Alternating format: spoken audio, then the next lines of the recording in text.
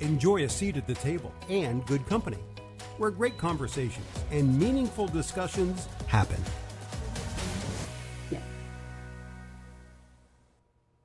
Welcome to And Good Company. I'm Sarah Fiedelholtz.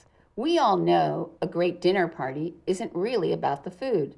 It's about the people seated around the table engaging in lively discussions. And Good Company gives you the opportunity to enjoy a seat at the table for great conversation as it happens. I am pleased to be in the company of Dodd Kattman, who is a principal at MKM Architecture and Design. Welcome. Hi, Sarah. Thank you. So before we went on recording, we were talking about the firm and what MKM does and the type of work. So why don't you give me a little bit about your background and your approach and the field of expertise that you sort of work in when it comes to architecture and design? Okay, certainly.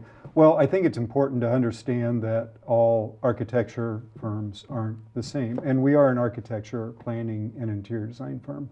Our mission, our focus is the health and well-being of the clients and communities that we serve, and although that can be considered a marketing tagline, I think, we take it real seriously, and we invest a lot of effort and time into conducting our own research and reading that of others to inform what we do, because we tend to serve people in some of the more higher anxiety pieces of their life, and the more that we can understand how the environment nudges human nature, the better that we can serve our focus on health and well-being. Right, because one of the areas that you really focus on is has to do with healthcare, and also senior living and senior housing. But also when you look at the statistics and information, that only your genetics plays 30% in terms of the impact that it has on your health and well-being. That actually it is the physical place that you live, and then or the community, and then the interconnectivity that you have with others within that space that actually makes a bigger difference. So this idea that place matters, and how you think about it, and taking into account all the different components that go into that is really important, especially in those areas. And how did you get into focusing on sort of senior care and healthcare facilities? Well, I mean, first I'll say is everything we do, we're all human beings, and I think we're wired for social engagement. I think quality of life and memories come from meaningful events, and that all has to do with other people. It doesn't have to do with cars. It doesn't have to do with your house. It has to do with people. So again, the social science of this is we are genetically hardwired, although we may not know it, for this, and how we position an environment can help nudge people into creating more meaningful relationships. You asked about senior living and care. Mm-hmm. I started working with it years ago, and it's one of the areas that I work. It's been too many years to mention now, but what's exciting about it is the more we understand, again, the social pieces of this, the better we serve that. And even though you have healthcare on one side with their regulatory end, or we have active adult campuses on the other hand, we're still designing for people. Mm-hmm. And that's something that we want to keep in mind. And in some cases, people that are going through a lot of fast changes in their life. So how can we design a space or design a location or a public area that helps respect where those individuals are at in their journey and helps bring quality of their life and well-being. So is that what you would mean by creating a meaningful place? Meaning means something different for everybody, and we like to, once we start to talk about baby boomers, yes, or the greatest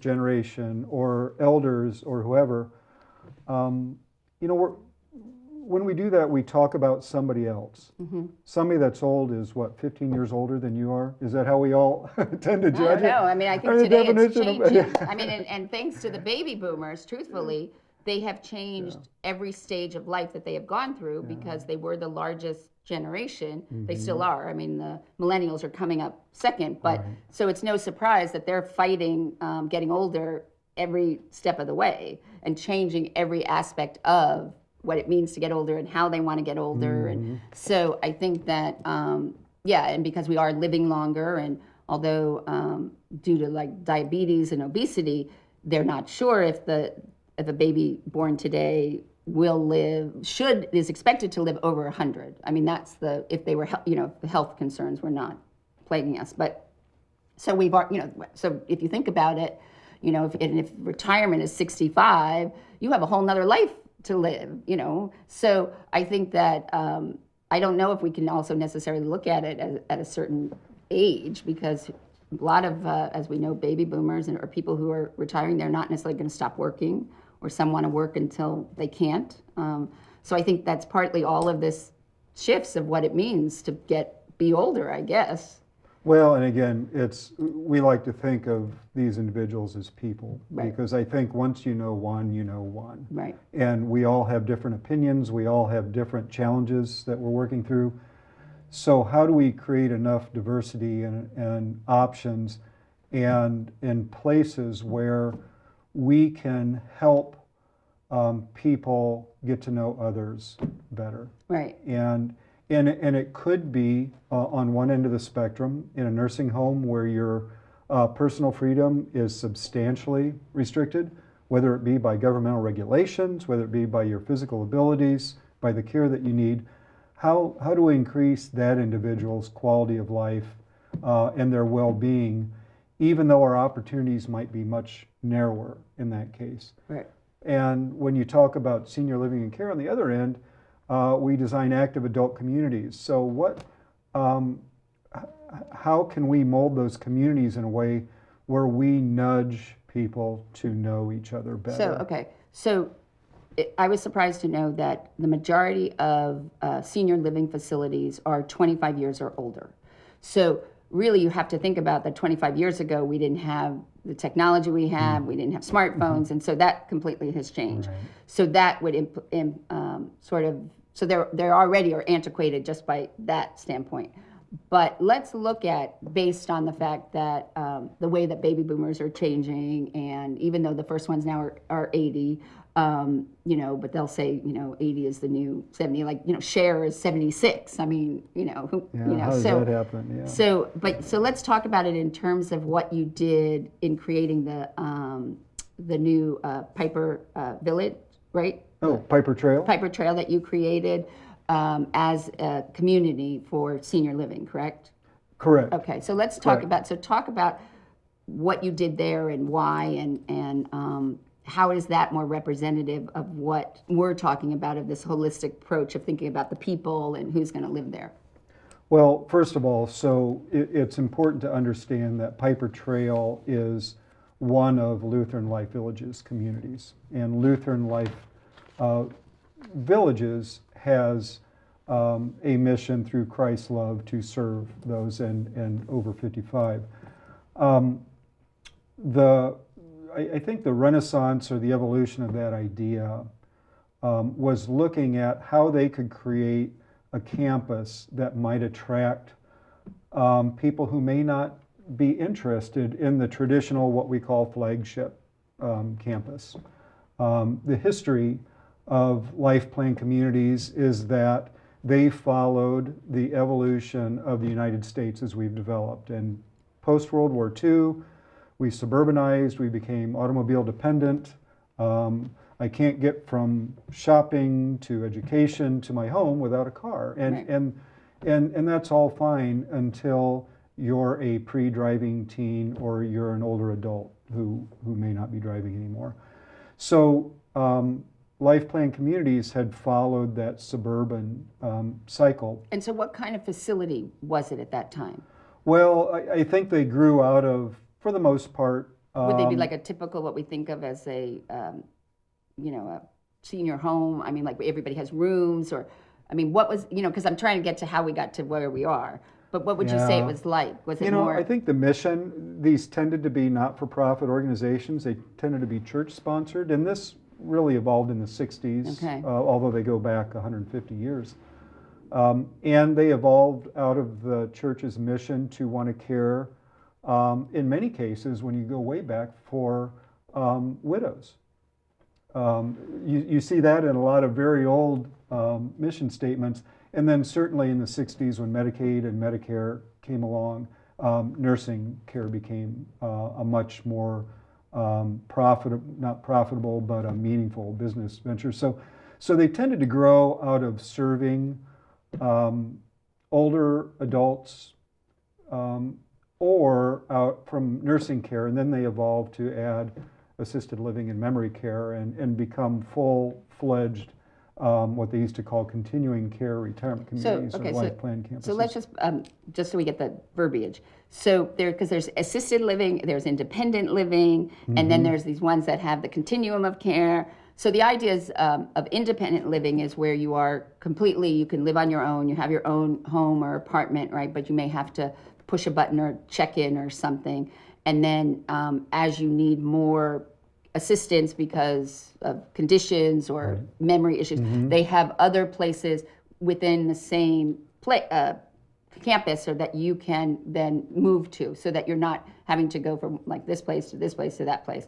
And so that way you can have that continuum of care. So with Piper Trail, it's really an independent. Is it one of these continuum cares, or is it like an assisted living until you need? Because a lot of them also, the issue is that they're good until you really need like memory care. Like if you have Alzheimer's or something, they are not necessarily equipped to be. So talk about that kind of. So just I understand all this vernacular of what all these things we're talking about. Well, I think nursing care is a very clear term that doesn't need a lot of description. But one of the evolutions that's occurred in the industry over the last probably 15 years is the expansion of home care and home-based services. So it's allowing more and more people to receive care in the place where they want that care. Because that's the greatest demand, is this aging in place. People want to stay in their homes. It is. We think about it in the life plan community that I use that term. Any sort of intentional living environment, whether it be senior housing, whether it be nursing care, assisted living, memory care, all these things that you mentioned, Sarah, they only serve about 3 to 5% of the population. The rest of us, and when I say us, again, I'm getting into this we and they, others try to make it on their own. Right, or that falls to their families. Right, and as our country evolved, and quite honestly, as in the 60s, as women achieved more independence and you had more working women, now there are fewer traditional caregivers at home. So the change in our society has really created a higher demand for that. And also the fact that people are more spread out.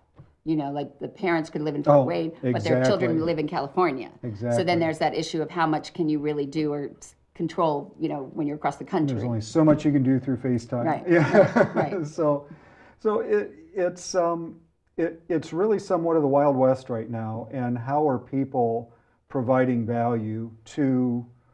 How are organizations providing value to people? And again, and everybody's on their own journey. Everybody's has a different social network that provides support to them. Right. And the gaps in that social network, I think, are where you get into assisted living, you get into certainly nursing care.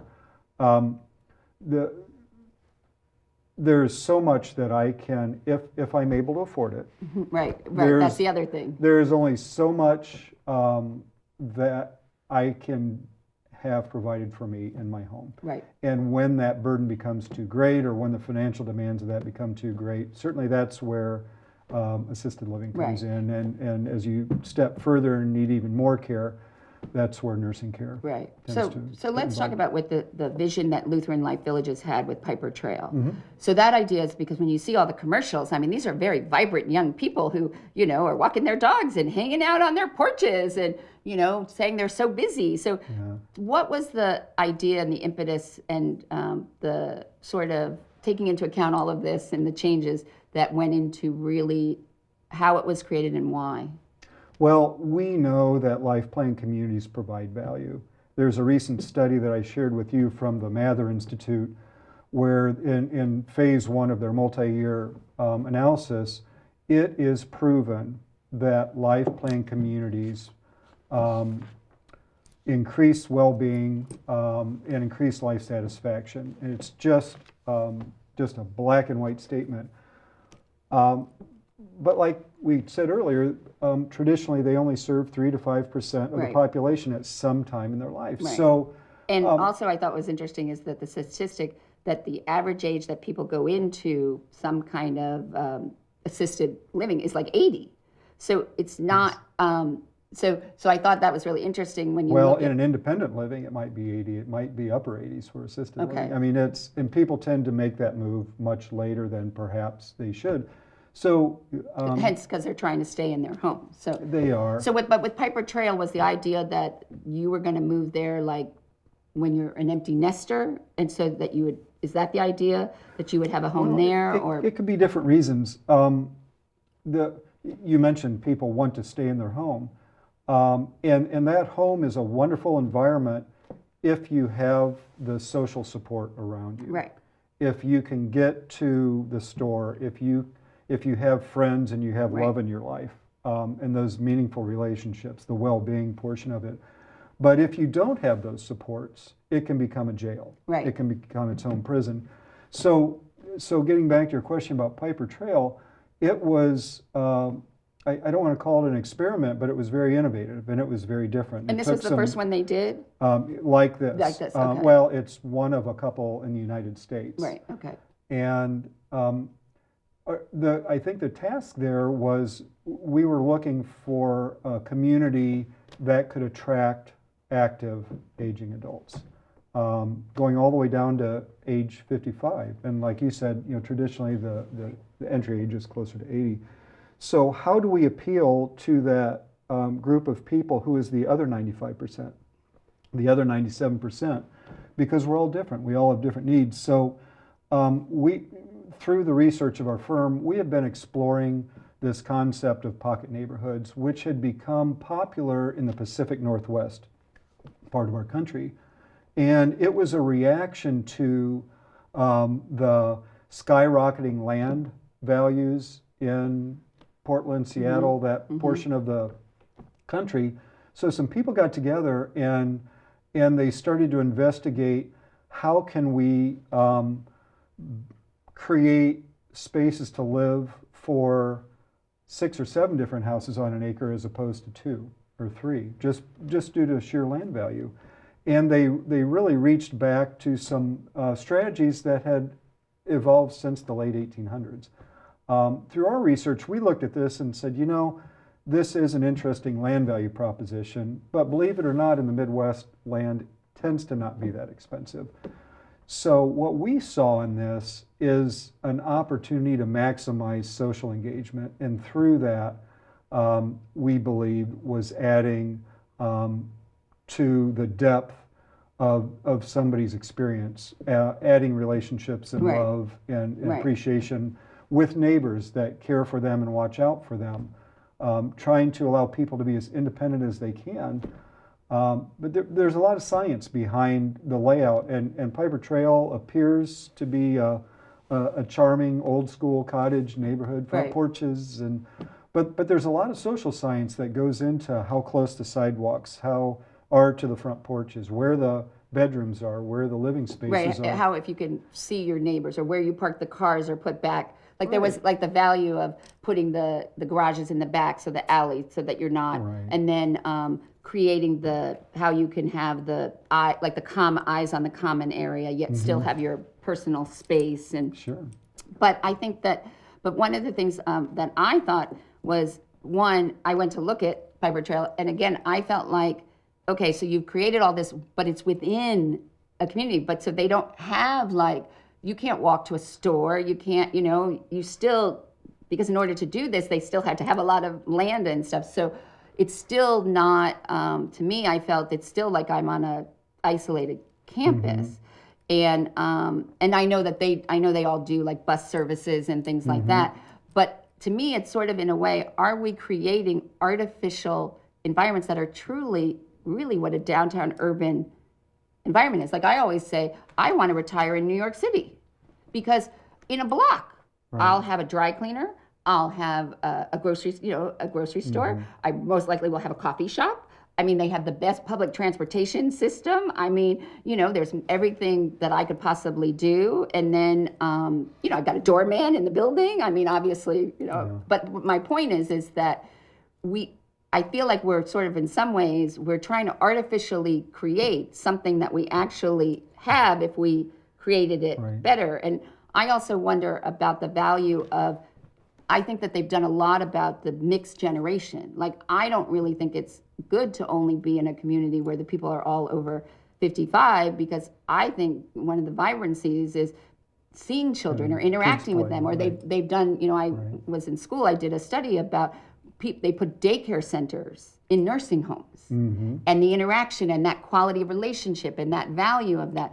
So I don't know, I think that some of the ideas, absolutely, of giving that sense of that automatic community and one of the things that I found really fascinating was about how the brain works, like how far it is where you can make visual eye contact on somebody, and then how close you are for audio, and so taking that into effect. But in a sense, to me, isn't that what every vertical living dwelling is? I mean, because you've got the mailboxes, you've got the elevator. I mean, just yesterday, my neighbor who, I have a very cute dog, and so a lot of my neighbors who would like to have a dog, but they don't want the responsibility of a dog, so they take him and they'll take him for walks. Your dog. Yes, they do. He's a well adopted. So my neighbor came by and he says to me, "Oh, we haven't seen you in a couple days." And I said, just because normally we would run into each other or whatever. And so you have people, who will check on you. And isn't that wonderful to have that social support? Well, it's the first time ever, and I've only lived in apartment buildings ever, that I really not only like say hello to my neighbors, but like do things and know my neighbors.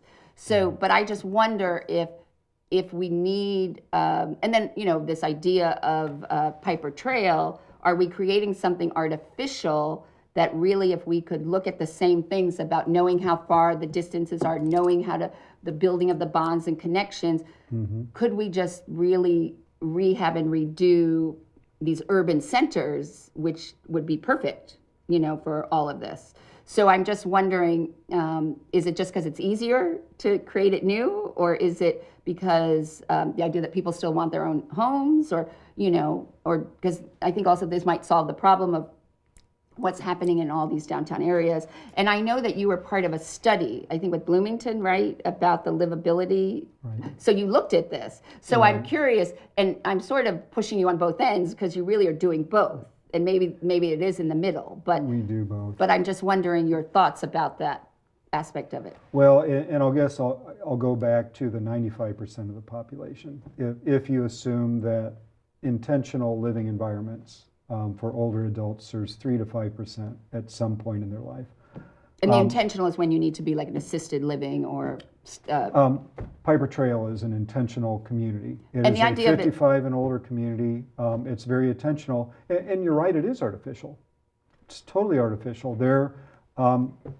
My son or daughter can't go in and buy one of those cottages because they don't qualify. What, by age? By age. Right, exactly, but also there is, and one of the important things about connection is religion. I mean, that's something you want to be with people that are like you and have the same backgrounds. So people who would live there, I mean, it is has a. It's a Lutheran church-sponsored organization. I don't think that drives who moves in. Right. Well, probably does in some way, but it might a few, but they might trend a little bit heavier. Right. But I guess my comment, Sarah, is. So if we think about the other 95%, there are so many opinions on what people want.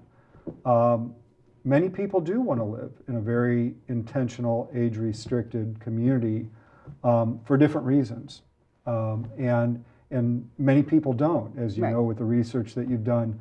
So with Piper Trail, although it is its own campus, it is connected sidewalks right next to the campus with a traditional suburban neighborhood. In Right. fact, one of the things that's so fun about that campus is neighbors from across the pond to the neighborhood to the south are constantly using the pathways and trails at Piper Trail to walk their dogs. Right.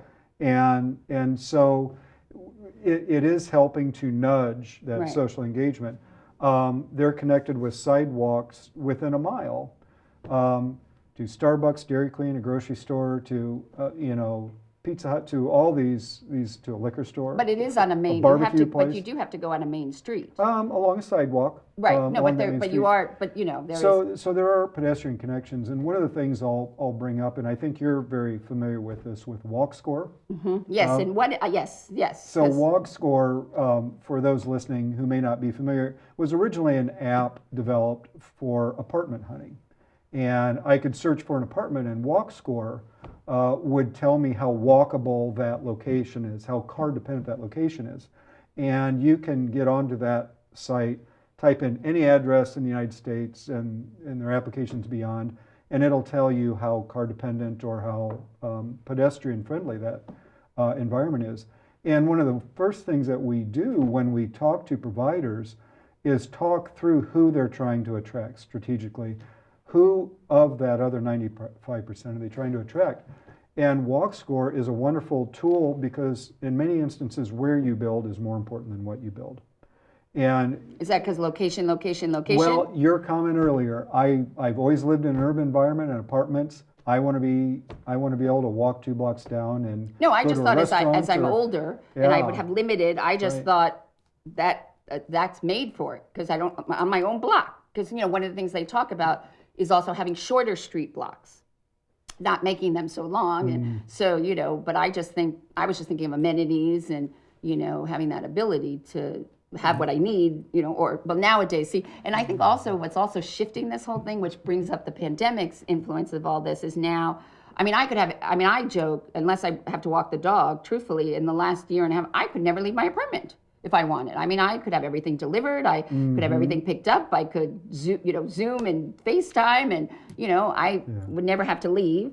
And then the idea of now that you've got all these, delivery services, and we have Uber, and then we're going to soon have, driverless cars. And so are we then also eliminating some of these original issues of why people needed these kinds of centers? But then there are other issues like the epidemic with loneliness, which is a very critical factor in health and well-being that we saw rise. So I don't know, what the balance is, but. Well, and I want to tell you a story about some people we know well, a community, a life plan community we know well in Pennsylvania. And they understood that they were only serving a certain percentage of the population on their flagship campus. And it was a much more affluent. Big campus, and right, and they have strategies to serve different income ranges, but they knew that you weren't going to move to their campus. It just appealed to you in no way whatsoever. Right. So one of the things they did is they developed partnerships with a developer and had developed one, and now are developing a second one, a satellite location in downtown Lancaster, Pennsylvania, is a location. And this, in conversations with the leadership, they understood that the people that were on the waiting list to move into that building had no desire to move into their flagship campus. Right. They also know that there are others that have no desire to move into that urban, pedestrian-rich environment. So they're trying to diversify in a way where they can provide the value that they provide through being a life plan organization to people who may not, who their traditional campus may not appeal to, and they have a waiting list that's twice the number of apartments. Right, yeah, no, I thought that was So really, it's explosive. But it's understanding that there are different needs, and then also having it, we were talking before we started about this whole issue of affordable housing, but when it comes to really assisted living and independent living, if you can afford it, you can, there's a place in Like so many where things in our in Miami country. Beach, where I live, that the cost of the apartment is $10,000 a month. That's just for the the apartment. I mean, you're sort of like, who can afford to live there? Right. So there is also a need for the more middle and low, affordable, even in the assisted independent living, which you could have in a more urban, with the apartments. But also, is it only for seniors, those apartments, or is it anyone can rent? Well, through their mission, and they are also a church-based life plan community, so by mission, by their charter, they are a 55 plus. Yes. And what's been so fulfilling about a place like Piper Trail, or I know a place like this Landis Communities organization and another that I'm aware of, is it has brought the average age down like 10 or 15 years of people moving in. And so I guess it's understanding where people are and thinking about individuals as just that, as individuals, and what do they need? Because with that Mathers report that I mentioned Right. earlier, we know they're providing a lot of value. We know they're adding so much to the well-being of an individual. But if we're only doing that to 3% of the population, Right. I mean, that's really too bad. So that's what some of these strategies like Piper Trail are intended to do, is find out how can we expand our mission and provide that value that we know that we can provide to people who may not be interested. I can tell you, my own mother it would have nothing to do with moving to a traditional, she called it the old folks home. Okay, so is that like an assisted living or a nursing home? What is she? In her mind, it didn't. Didn't matter. Right. There was, Right. but a place in Fort Wayne like Piper Trail, a place Right. in Fort Wayne like Prairie Landing would appeal to her. Right. And they can provide that value and quality of life and enhance her life in ways that she would never realize being locked up in her own home. Right. So it's just how do we provide that value? No, I mean, the ultimate success is the villages in Florida. I mean, they're like their own city. I mean, they have their own newspaper. I mean, it's, and everybody's got their golf carts and they, I mean, it is, but to me. And those are people that want to live in an that age-restricted campus. Right.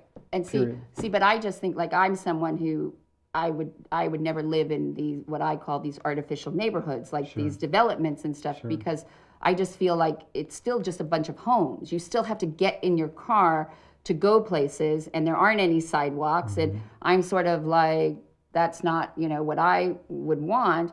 And I mean, I, love the fact I live downtown, and I love the fact I can take out my car if I want on a weekend, or I don't have to.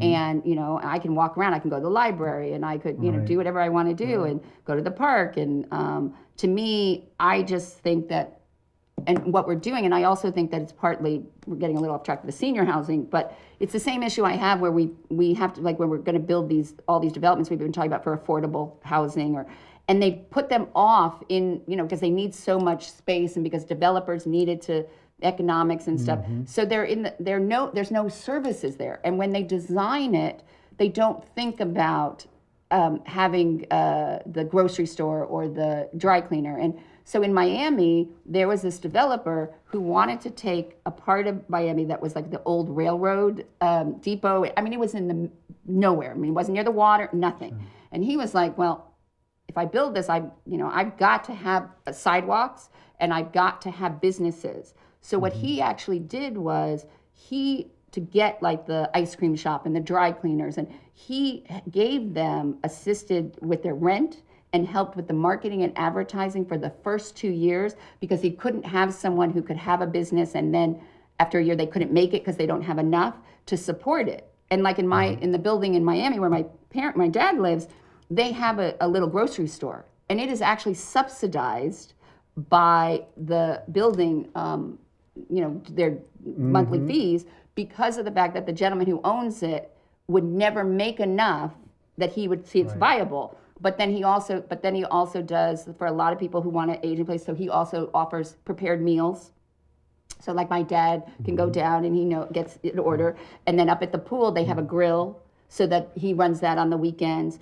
But the building subsidizes this because they know that, you'd have to get in your car to drive to the closest grocery store, but they need that in the building. So they actually, so there are these innovative ways. But when I think about like Piper Trail and stuff, and when I drove around it, I was like, okay, yes, going to the start, it's a mile away. I mean, but for me, how do I get that? It's always the issues with Amazon is even that last mile. I mean, the part of the issue with people using public transportation is that last mile to and from. Right. So although you say it's just a mile, it's still a mile. So I just feel like, and I know that with like the Prairie Landing, the sort of the idea of the clubhouse you built with like a central, kind of place where people could come together. And I understand, but I just feel like there needs to be some thought from developers or people who run these that you need these services, and they always say, like I always say, if you want people to live down in your downtown area, you have to have the two things. You have to have a dry cleaners and you got to have a grocery store. And that's a whole other issue with if you could have what is a grocery store in this sense, because now that you can get everything delivered so I just feel like are they developing that, and are they thinking that way? Now, like the one in Lancaster, I like because they said that they were in the bottom, they were going to have mixed-use space, and we're hoping to have a bistro or an ice cream parlor. But again, if they rely on an independent person wanting to put that business in there, that retail space is going to sit. So I think it's also extending out to not just giving them this beautiful place to live, but all the things you need around it as well. Well, there's another interesting story about that specific building. And you are clearly saying, again, looking at everybody as people. Right. And not as a cohort, not as a baby boomer, not as whatever, but look at everybody as people. And that's the way that we start to attract the other 95%, or a small piece of that. Just think, instead of 4%, if we attracted 7%, that's almost twice. And that's still such a small piece. You just said yourself, you would never move to an intentional community that isn't located in a walker's paradise. No, I mean, I just think that's just so isolating, and then you're just in your home, and especially if you could drive into your garage and you close the garage door, and I go into my house, and and it may also be that I'm single and I don't have children, and so, but I just feel like that, part of, I think that why people say it's so hard to make friends as adults. So I think of like the campus idea on a college campus, right? So I sort of think like every day when you went to class, you would pass certain people every day because they were coming from class or going, or you knew that you were going to go to lunch at a certain time or dinner, or you go. And so it was easier because you had that daily connection to meet people. So like I always find, I joke in my life, because I've moved a lot. I moved to big cities and by myself, no family.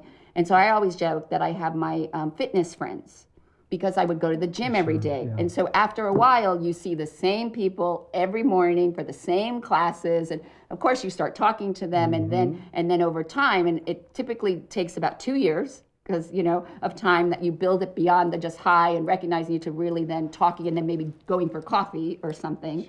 But that's how I sort of built that my friends in a new city. So I just feel like especially if you're single, or if you're a widow or widower, that although you want to stay in your home, it isn't necessarily. It could be very isolating and lonely. And so I just feel like not having that interaction. Depending on where your home is. Right. If it's in a location where I grew up as a kid, and I wasn't driving, I'd be isolated. Right. I might know the neighbors right around me, but that's it. But the example that I wanted to bring up is, for somebody like you, a high walk score is critical. Right. You need to be able to, within 10 minutes, walk to a number of places. So not only did they locate this building in what WalkScore would call a walker's paradise, it scored a 99 out of 100. I think 99 may be the highest number you can achieve, whereas their flagship campus scored a 2. Right. So very different type of person. You might be interested in that, but you would never be interested in the other. Well, it's the same when you think about when people were applying to college. What kind of college do you want? Do you want a campus environment where you're in the middle of the boonies, like, if you go to Cornell, or do you want a Columbia University where you're in the middle of New York City? It's the same kind of thing, depending on the type of experience and connections and exposures that you want to have. So it's the similar kind of thing, I think. But I think that also looking at, I think technology, just like it has thrown every other industry and experiential in our life and everything we think about how we live out the window, I think it is also changing, and it's going to continue to change how we look at senior living. And I was joking before we started, I said, anyone who's in their late 40s, 50s, early 60s is going to remember when the time comes and someone says, well, maybe you should think about going into independent living, and they're going to be like, oh no, I remember what happened during the pandemic, and you couldn't talk to people and you couldn't see them, and oh no, and how many people died. I'm not going there. So I think we have to think about that. And then, so like one of the things I think about when you think about developing these, even with Piper Trail, okay. So, and the other interesting thing is some people who would move into Piper Trail, their parents may be still living. I mean, the parents, could be in their 80s. So what I always think is what we're not doing, and Chicago just passed this ordinance that you're now allowed to do it, where if you have a coach house on your property in Chicago, you now can make that so that it's occupied. Yeah, that's a big zoning barrier in a lot of communities. But I think like even when we're doing these affordable housing places, I think you need to have sort of like the main house, and then you need to have like the in-law suite or the little granny apartment, because the reality of it is if the majority of people either want to stay at home or want their families, or because of financial, I think we sort of have to think about that. So like if I was a developer and I was building a new development now, I absolutely would have, or like in some buildings in Chicago and in Miami, they have this where, so my parents have their apartment, but let's say their kids come to visit, they have an apartment that you can, it's like a hotel that you can pay by night because they don't have the extra bedrooms and they don't have the place for us to stay. So they built that in, like, so things like that I think we have to sort of think about. And like, I think like, or doing more of what they said we're losing, or those 2-story where you have almost like an in-law granny suite and then you live on the top floor, like, so when my grandmother, my mother's mother, could no longer, she was independent but really needed more help from my mother. My parents bought her an apartment in their building. So she was on the 4th floor and they were on the 23rd floor. Yeah. So it was very easy, and if she needed something from my mother, or my mother needed to do something, she could drop down and then, but my grandmother was still independent. And so I think that like those kinds of things, or like I like personally what Zach does. He's basically created his own little campus, between where he lives and his brother, and then I think it's his cousin. So I just think that although we're creating these campuses, I do think we have to sort of look at these types of other needs and requirements of how people live. And I don't know if I'm reaching too far and saying, yeah, this is a good pipe dream, but there's the reality of economics and things like that. But I just feel like if we can't just do all this development, new housing far away where there's land. And so, I'm curious to know, what is the walkability score of Fort Wayne? Do you know? Downtown Fort Wayne, you can get in the high 70s.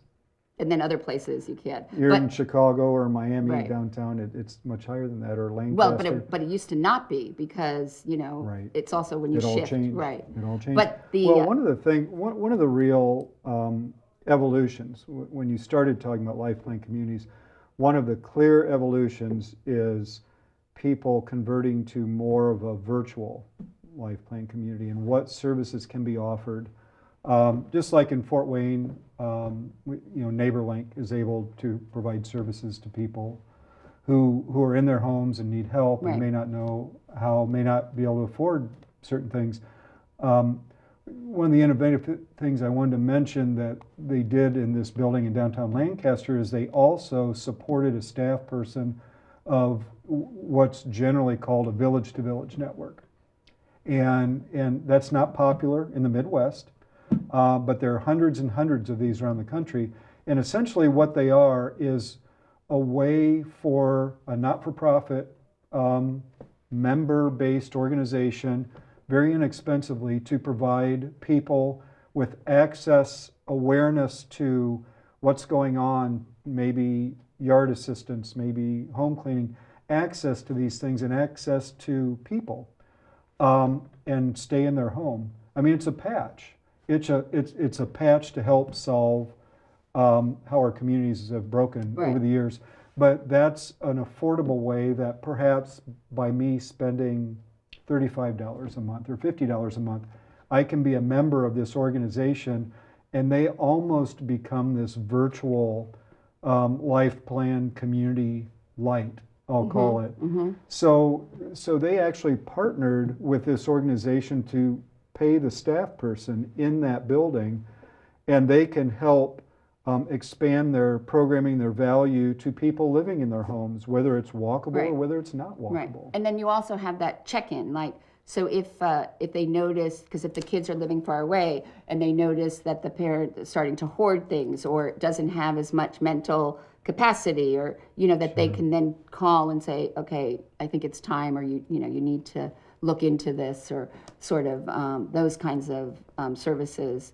But I think that so Fort Wayne doesn't necessarily do well overall in the walkability, but we also don't do very well in the overall index of health and well-being measures. No, we are don't. state number 48 out of 50. We on the different there are a lot of different metrics you can use to that, but if you take the Gallup Healthways method, where they evaluate 5 different components of well-being, we're floating somewhere between the high 4th quartile and the high 5th quartile or low 5th quartile in the state of Indiana, and which makes what we're talking about and what we do so much more important, because, as you noted before, where you live helps to dictate how you live. Well, they say that it's more your zip code than your genetic code that will establish your mortality rate and your overall health, not necessarily your well-being, because that's your mental and but your overall health is more predictable by your zip code than your genetic. So life insurance companies look at it, and they have a lot of smart people, a lot of smart people working for them. So where you live dictates how you live, and so all of these conversations that we have that revolve around where we live, and how in the design of where we live, how that design can help nudge us to enhance our well-being and our quality of life and the supportive relationships that we have in our life. We take that so seriously. So, I mean, as you get older yourself and you start to think about the environment, if you could build, like, based on everything and we're going to eliminate all the issues like a client and stuff, what would you say are the most critical components that this place has to have for it to be, a place where would be for us as we get older to want to live and best serve us? What would you say? That's a good question, and it's a tough question, because all of us are in a different place in that evolution. And I'll tell you that personally, I'm going through transportation where some people at my age would, and by the way, I'm Peter Pan, I don't age. Okay. So just so that's straight. But where some people would be saying, I want to move into this barrier-free environment, and all the things that are associated with that. Or they want it all on one level, or a lot of people are moving closer to their kids. I mean, there's all, but I'm just saying. We're moving into a neighborhood in Fort Wayne that's a very, very close social supportive neighborhood in a very steep 2-story house. So you really, so wait, so we're so is this personally example, prioritizing social engagement over barriers. So you're actually moving, and so at this point in your life, you didn't think about, like. Oh, we thought about it. And you just said, we'll worry about that when it comes, even though you plan these communities. No, my wife wanted to make sure that we had a room on the first floor that could be converted into a bedroom. And you need to have a bathroom and that we could put have in a shower. It could on put the in a first floor. shower. Yep, That's so what you need, that. right? Exactly. But again, it's. But then if everybody's where's the laundry? at a different piece. Well, laundry's upstairs by the bedroom. See, so that's the next, right. So everybody's in a different position. But based on everything okay, regardless of your background, socioeconomic, there are certain critical things that will make the difference in the well-being and health. So that being said, like, do you need a gathering place? Do you need to have open space? Do you need to have more street face? I don't know, I'm making this up, but what would you say are those key elements that, regardless, that we have, that will make our lives better as we age? That's such a personal opinion. The way the Gallup Healthways Index looks at it, and they compare cities and states and countries around the world, and these different municipalities are fighting for well-being because they know that's a sales point. That's an attraction to attract migrants into your community, people that are willing to move. And they break it down into having the financial resources to support your safety and your lifestyle. They break it down into living in a location that is safe and supportive. They break it down into having those relationships that provide meaning and love in your life. They break it down into having the personal health to allow you to do the things that you want to achieve through the day. And that's a different decision depending on who you talk to. It isn't, I guess, a one answer fits all, but they look at this in a broad sense. And they know that all of these factors contribute to somebody's health and well-being. And as that organization looks at it, they know, as you said, that where you live dictates how you live. It dictates your well-being. And there are patches for a lot of these things. We talked about having your mother live in the building with you. We talked about checking in virtually. So there are patches, but there aren't patches for everything. So living in an environment, as you said, that enhances your health and well-being is so important.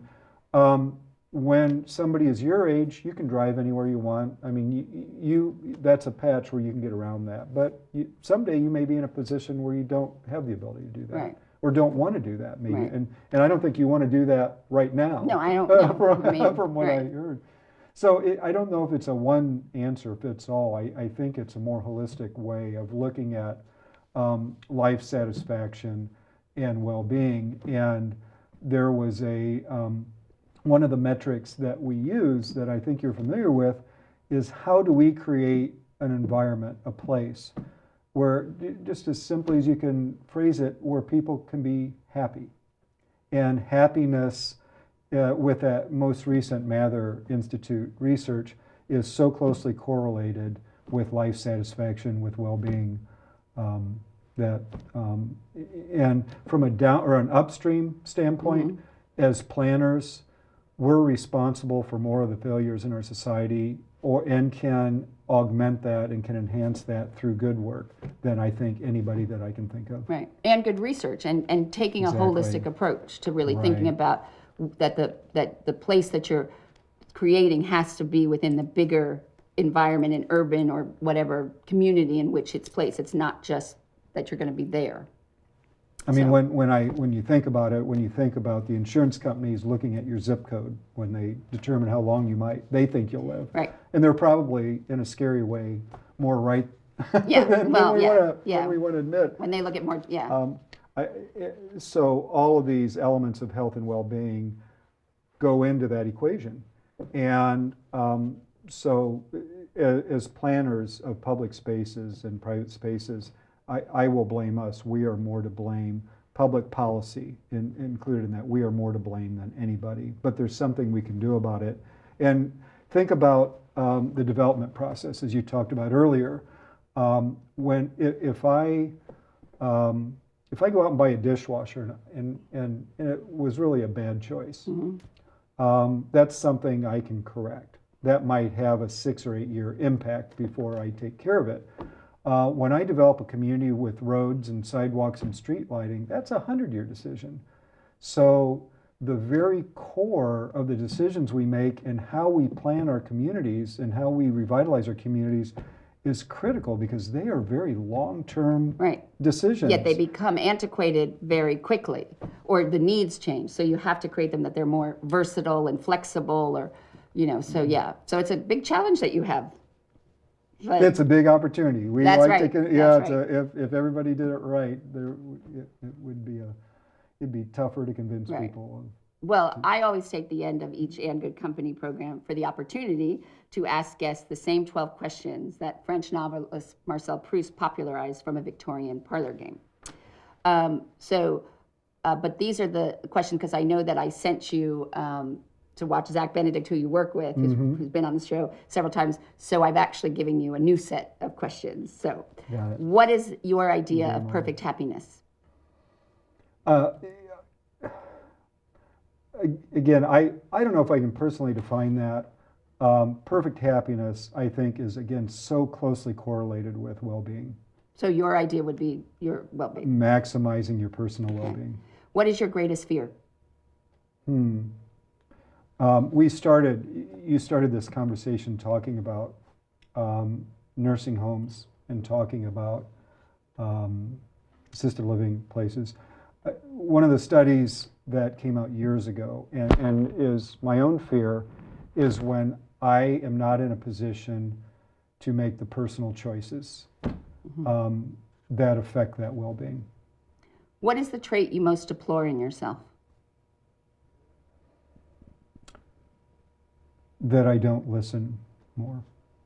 Which living person do you most admire? Oh, that one is so tough. Which living person? I'm going to pass. I may come back to that one. Okay, you're not supposed to be allowed to pass. What is your greatest extravagance? Oh, goodness. My greatest extravagance is so general in that I am so blessed with my own health and abilities that I can do whatever I want to do. And I think that's an extravagance that a lot of people don't have. What is your current state of mind? Positive, optimist. On what occasion do you lie? I don't, because I'm not smart enough to remember what I told people if I do. Which words or phrases do you most overuse? Boy, I don't know. You'd have to answer that question for me. Okay, you're passing again. What talent would you most like to have? Oh, I would like to understand relativity, and I'm struggling. Well, and it's changing. It's changing. I'm not looking at general relativity. Right. What is your most treasured possession? Honest to God, my health. What do you most value in your friends? Honesty. What is your greatest regret? I had two of them, and I can solve both of them. One is that I didn't learn to play the piano when my mother encouraged me to do that growing up. Okay. I still have time to fix that. And the other is that I didn't tour Europe while I was in college. But and you can I'm do that fortunate enough that I can still take care of those. So you're going to be able to put those on the list. Those are on the bucket list, yes. If you were to die and come back as a person or a thing, what would it be? Smarter. Well, I want to thank you for coming, and I hope you'll continue to come to talk about these issues because quality of place and where we live is really so integral to our health and wellness that people just, I think, take it for granted more than they should. So thank you. Well, thank you for the opportunity, and thank you for caring, Sarah. And you can learn more about And Good Company and all the other great conversations we have had at andgoodcompany.info. And we look forward to next week when you can again enjoy a seat at the table for great conversation and good company.